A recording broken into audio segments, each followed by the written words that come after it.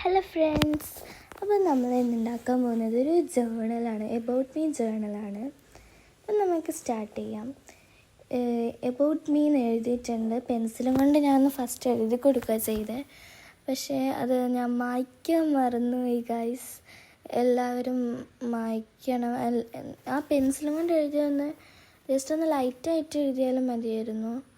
ഞാനത് മായ്ക്കാൻ മറന്നുപോയി. ഞാൻ പിന്നെ കട്ടിക്ക് എഴുതിയത് നിങ്ങൾക്ക് കാണാൻ ക്യാമറയിൽ ഒന്ന് വൃത്തിക്ക് കാണാൻ വേണ്ടിയാണ്. ഇനി നമുക്ക് സൈഡിലൊന്ന് ഡെക്കറേറ്റ് ചെയ്ത് കൊടുക്കാം.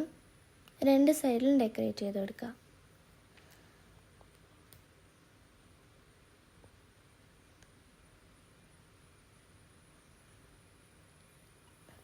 നെക്സ്റ്റ് നമുക്കൊരു കലണ്ടർ ഉണ്ടാക്കാം.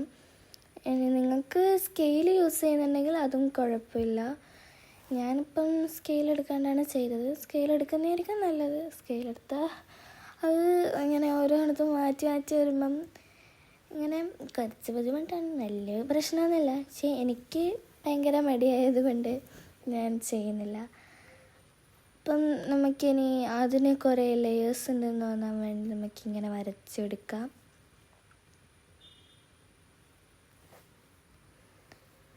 ഇനി ആ ലേയേഴ്സ് കാണണമല്ലോ, നമുക്ക് ഇങ്ങനെ വര ഇട്ട് കൊടുക്കാം.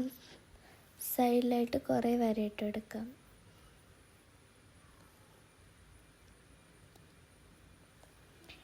ഇനി നമുക്ക് ആ മേലെ കുത്ത് ഇട്ട് കൊടുക്കാം. ഈ ബുക്കിന് ഞാനിപ്പം ജേർണലിങ് ചെയ്യുന്ന ആ ബുക്കിൽ തന്നെ ഉള്ളൊരു ഹോൾസ് കണ്ടിട്ടില്ലേ, അതുപോലെ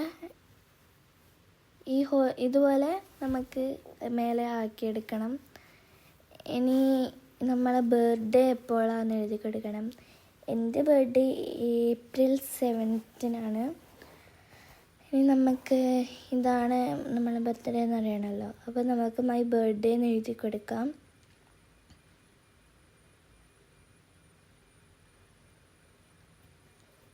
ഇനി നമുക്ക് പിങ്ക് കളർ എടുത്തിട്ട് നമുക്ക് ആ സൈഡിലെല്ലാം ഒന്ന് കളർ ചെയ്ത് കൊടുക്കാം. ഇനി ആരോ മാർക്കിൻ്റെ സൈഡിലും കൂടെ ഒന്ന് കളർ ചെയ്യുക. ഇനി അതിൻ്റെ ഉള്ളിൽ നമുക്ക് ബ്ലാക്ക് സ്കെച്ചായാലും കുഴപ്പമില്ല, ഞാനിപ്പം പേനയാണ് എടുത്ത് അതും കൊണ്ട് കളർ ചെയ്ത് കൊടുക്കുക. ഇനി ഇവിടെ പിങ്ക് കളറും കൊണ്ട് ഇതൊക്കെ ഇവിടെ ഭയങ്കര ബ്ലാങ്കായി കിടക്കുന്നുണ്ട്, നമുക്ക് അങ്ങനെ ചെയ്യാം. ഇനി നമുക്ക് മൈ ബർത്ത്ഡേ എന്ന് എഴുതിയതിൻ്റെ മേലെ നമുക്കൊരു ബർത്ത്ഡേ തൊപ്പി വരച്ചെടുക്കാം ഗൈസ്. അതിൻ്റെ ഉള്ളിൽ കളറടിക്കാം. ഹോളിൽ കളറടിക്കാൻ പാടില്ല. ഇനി നമുക്ക് ഒരു ബോക്സ് വരച്ചെടുക്കണം. ഈ മേലേന്ന് അത് ഫുൾ വരയ്ക്കാൻ പാടില്ല. താഴേന്ന് നമുക്കത് ഇത്രയും വരച്ചെടുക്കാം. ഇനി ഇവിടെ നടുക്ക് കുറച്ച് സ്പേസ് ഇടുന്നെന്ന് പറഞ്ഞല്ലോ, അവിടെ നമുക്ക് ഫേവറേറ്റ് എന്ന് എഴുതി കൊടുക്കാം. ഈ സ്ഥലത്ത് കേഴ്സീവ് വരികയാണെങ്കിൽ കേഴ്സീവിൽ എഴുതി കൊടുക്കുന്നതായിരിക്കും നല്ലത്. നമുക്ക് ആ കോളം ഫുള്ള് കംപ്ലീറ്റ് ആക്കാം. ഇനി അതിൻ്റെ ഉള്ളിൽ നമുക്ക് ഫ്ലവർ, സീസൺ, വെതർ, ഐസ്ക്രീം, പിന്നെന്താ ഫ്രൂട്ട്, പ്ലേസ് എല്ലാം എഴുതി കൊടുക്കാം.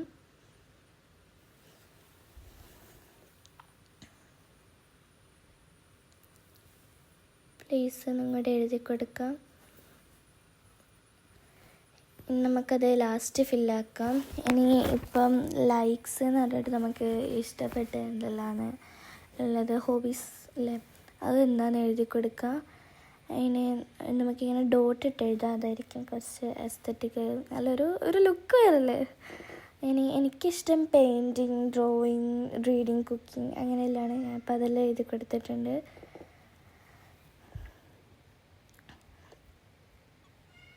ഇനി നമുക്ക് പ്രൊഫൈൽ എഴുതാം.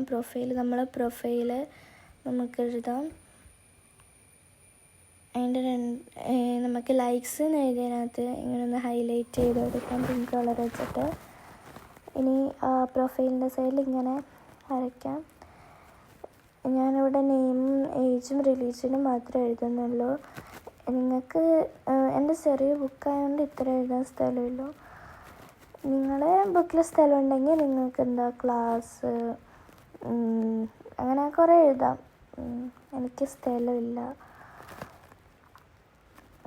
ഇനി അത് ഞാൻ ഫില്ലാക്കി റിലീജിയനും കൂടെ എഴുതി കൊടുക്കാം. ഇനി നമുക്ക് ഇത് ഫില്ലാക്കാം. നമുക്ക് ഇഷ്ടപ്പെട്ടതെല്ലാം എഴുതി കൊടുക്കാം. ഫ്ലവർ, റോസ്, സീസൺ സ്പ്രിംഗ് ആണ്, അങ്ങനെ എല്ലാം എഴുതി കൊടുക്കാം. പിന്നെ വീഡിയോ ഇഷ്ടപ്പെട്ടാൽ ലൈക്ക് ചെയ്യണം, ഷെയർ ചെയ്യണം, സബ്സ്ക്രൈബ് ചെയ്യണം. അപ്പം എല്ലാവരും ഷെയർ ചെയ്യണം. അപ്പോൾ ഇന്നത്തെ ഈ ഒരു ജേണൽ നല്ല എളുപ്പമായിരുന്നു. അപ്പോൾ ഇത്രയേ ഉള്ളൂ, വളരെ എളുപ്പമാണ്. എല്ലാവർക്കും ട്രൈ ചെയ്ത് നോക്കാം. അപ്പോൾ ടാറ്റാ.